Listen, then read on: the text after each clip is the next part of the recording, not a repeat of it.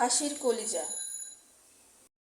সরষের তেল দিয়ে গরম মশলা দিয়ে দিলাম, জিরেও দিয়ে দিলাম। সুন্দর করে ভাজা হয়ে গেলে পেঁয়াজ দিয়ে দিব।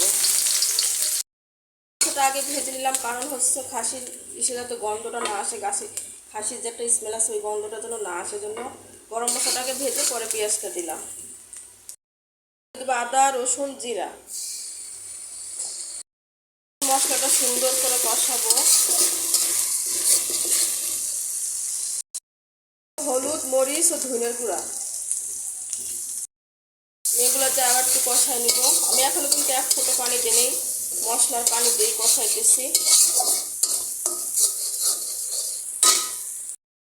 একটু পানি দিব। মশলাটা কষানো হয়ে গেলে পরে আমি কলিজাগুলো দিব। ছোট্ট একটা আলু দিছি, দিয়ে দিলাম। মশলাটা সুন্দর করে কষানো হয়ে গেছে। একবার আমি মশলার পানিতে কষালাম, একবার পানিতে কষালাম, দুইবার মশলাটা কষাইয়ে পরে আমি কলিজাটা দিয়ে দিলাম। আমি একটু পানি দিই নাই, কষাই যাচ্ছি। এখান থেকে একটু পানি বেরোচ্ছে আর ওটা দিয়েই কষাচ্ছি। যতক্ষণ এই পানি বেরোবে ততক্ষণ কোনো পানি দেবো না, কষাই যাব।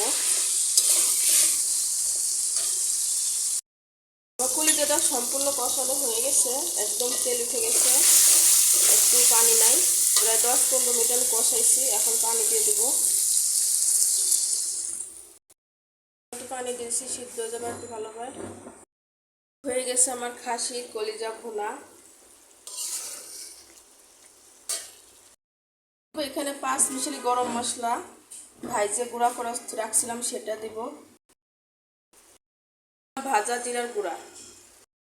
তো বন্ধুরা, হয়ে গেছে আমার কলিজা ভুনা, একদম কষা কষা কলিজা ভুনা, খাসির কলিজা ভুনা।